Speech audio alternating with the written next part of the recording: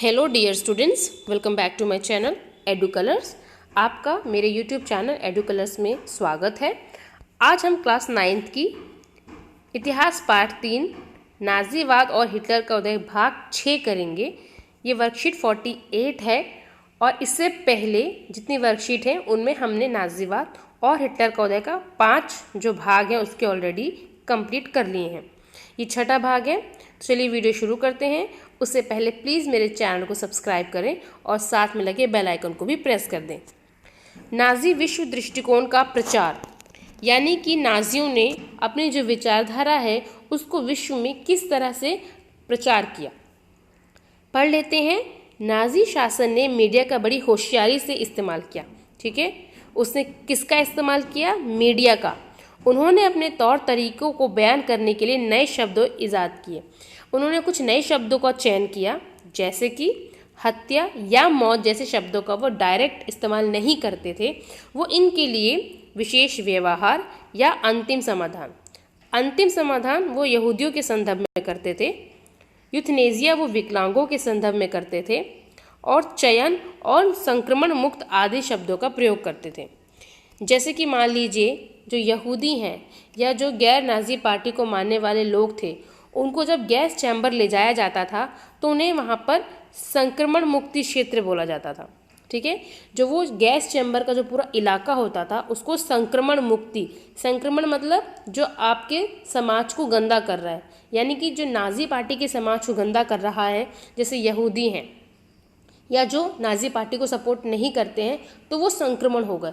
तो उनको मुक्त करना है, इस समाज से हटा देना है, ख़त्म कर देना है। तो उनको गैस चैम्बर ले जाया जाता था। तो वहाँ पर उस एरिया को, गैस चैम्बर को संक्रमण मुक्त इलाका बोला जाता था। इवैक्यूएशन का मतलब हो गया खाली कराना, यानी कि गैस चैम्बरों में ले जाकर उनको मार देना। गैस चैम्बर स्नानागार यानी कि वॉशरूम, बाथरूम जैसे दिखाई देते थे और उनमें नकली फव्वारे भी लगे होते थे। मतलब वो खुल के सामने नहीं आ रहे हैं, लेकिन पीछे से वो सारे यही काम कर रहे हैं जो कि एक तानाशाह करता है। नाजी विचारों को फैलाने के लिए वो तस्वीरों, फिल्मों, रेडियो, पोस्टरों, आकर्षक नारों और इश्तहारी पर्चों का खूब सहारा ले रहे हैं। पोस्टरों में वो जर्मन के दुश्मनों की खास छवियों को खराब कर रहे हैं, यानी कि उनकी जो छवियां हैं उनको बेकार दिखा रहे हैं। जो जर्मनी के दुश्मन हैं, यानी कि जो नाजी पार्टी के दुश्मन हैं, उनको वो खराब दिखा रहे हैं, उनका मजाक उड़ाया जा रहा है और उन्हें अपमानित भी किया जा रहा है। उन्हें शैतान यानी डेविल के रूप में पेश किया जा रहा है ताकि जर्मनी की जनता उनसे नफरत करे।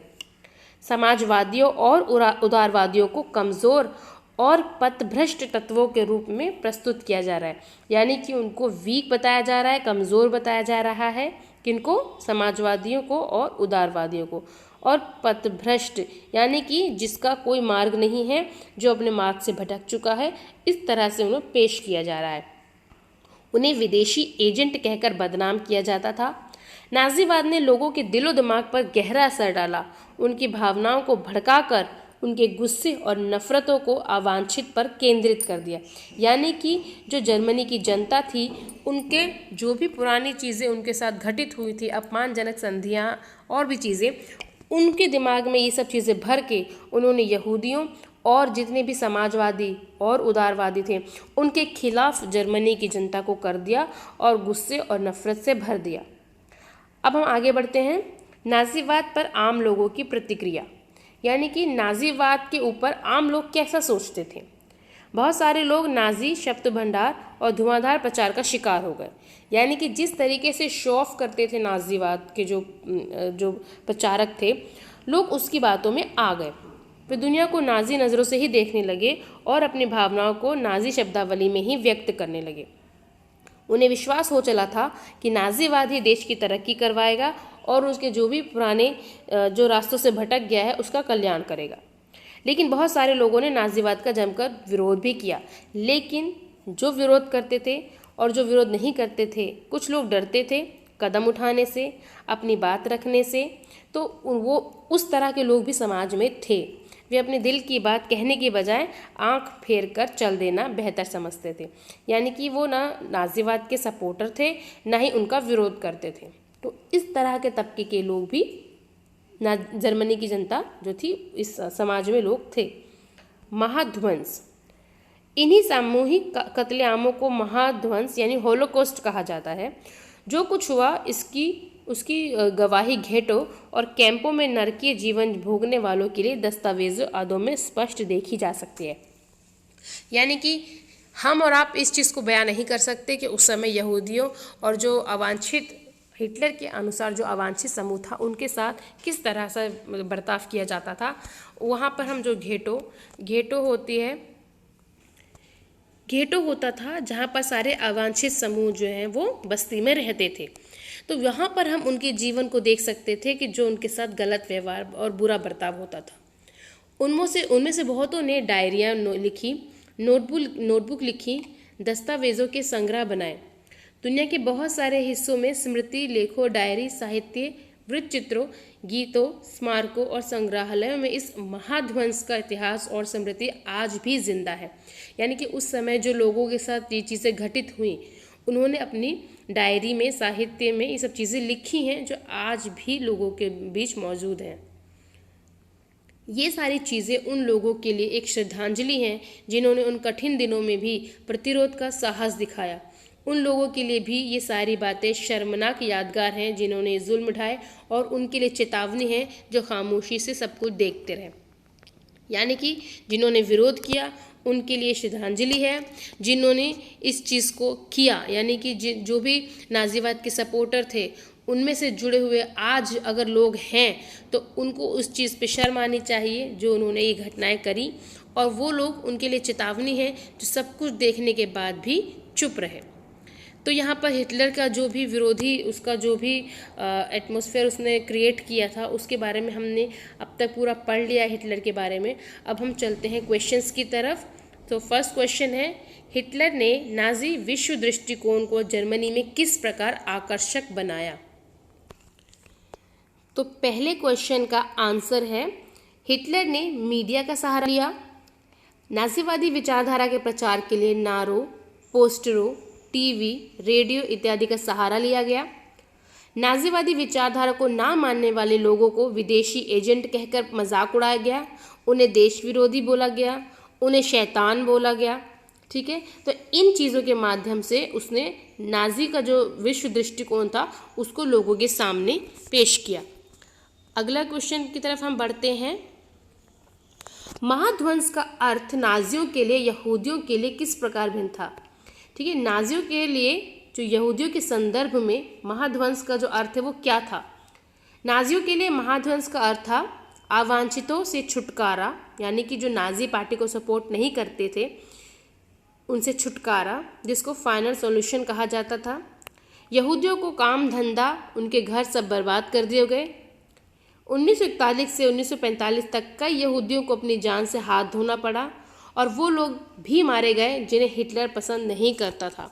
ठीक है, तो उनके लिए उसने महाध्वंस का खेल रचा कि इन सबको छुटकारा मिल जाए, इन लोगों से उनका घर बर्बाद किया जाए, उन्हें आर्थिक रूप से कमज़ोर कर दिया जाए और उनको जान से मार भी दिया जाए। अगले क्वेश्चन की तरफ बढ़ते हैं। नाजीवाद के प्रचार को आम लोगों ने किस प्रकार लिया? जर्मनी के लोग हिटलर की बातों व प्रचार के शिकार हो गए। उन्हें लगा नाजीवाद उन्हें मुसीबतों से छुटकारा दिलाएगा। कुछ ऐसे भी लोग थे जिन्हें नाजीवाद की विचारधारा पसंद नहीं थी, वे उनके विरोधी थे। यानी कि 3 तरह के लोग थे। पहले जो नाजीवाद की बातों में आ गए और नाजी पार्टी के समर्थक हो गए। दूसरा, वो जो नाजी पार्टी के विरोधी थे। और तीसरा, वो समूह जो सब कुछ पता होने के बावजूद भी हिटलर का विरोध करने से डरता था। अब हम आते हैं अगले क्वेश्चन की तरफ। कल्पना कीजिए कि आप जर्मनी के किसी एक स्कूल के विद्यार्थी हैं, यानी कि आप जर्मनी में रहते हैं और आप एक वहाँ के स्टूडेंट हैं। स्कूल में आपको बहुत सारे यहूदी दोस्त हैं। आपका मानना है कि यहूदी खराब नहीं होते। ऐसे में आप अपने पिता से क्या कहेंगे, इस बारे में एक अनुच्छेद लिखें। यानी कि आपको एक पैराग्राफ लिखना है बच्चों कि आपके क्लास में कुछ यहूदी दोस्त हैं, वो आपके साथ कैसे हैं, यहूदियों के साथ जो बुरा बर्ताव होता है उन चीज़ों को ध्यान में रखते हुए कि यहूदी अगर आपके दोस्त हैं तो उनके साथ आपका कैसा व्यवहार है। पिताजी, मेरे स्कूल में बहुत सारे यहूदी मित्र हैं जिनका स्वभाव बहुत अच्छा है। वे मेरी हर कार्य में मदद करते हैं। मैं अपने उन मित्रों के साथ मित्रता बनाए रखना चाहता हूँ, परंतु समाज में उनको बहुत हीन नज़रों से देखा जाता है, उनके साथ भेदभाव किया जाता है। ऐसा हमारे समाज में नहीं होना चाहिए। सबको एक जैसा जीवन जीने का अधिकार है। इसलिए मैं अपने सभी यहूदी मित्रों के साथ विनम्रता के साथ पेश आऊँगा और उनके साथ सदा मित्रता बनाए रखूँगा। ठीक है बच्चों, तो ये उस बच्चे की कहानी है, यानी कि आपकी कहानी है। अगर आपके साथ भी ऐसा कोई बच्चा है जिसको समाज में ही नज़रों से देखा जाता है या अवांछित तो नहीं कहेंगे, लेकिन हाँ, हमारे समाज में भी आज भी जात पात है जिसके साथ, लोगों के साथ, बच्चों के साथ ऐसा व्यवहार होता है। तो उस चीज़ के अगर आप संदर्भ में देखें तो आप भी उन बच्चों के साथ अच्छा व्यवहार करें, बुरा व्यवहार ना करें। स्टूडेंट्स, यहाँ पर मेरा ये वीडियो 9th क्लास का वीडियो कंप्लीट होता है। अगर आपको मेरा वीडियो अच्छा लगता है तो प्लीज़ इसे अपने दोस्तों में शेयर करें। मेरे चैनल को सब्सक्राइब करना ना भूलें और साथ में लगे बेल आइकन को भी प्रेस कर दें। कमेंट सेक्शन में बताएं कि आपको मेरा वीडियो कैसा लगा।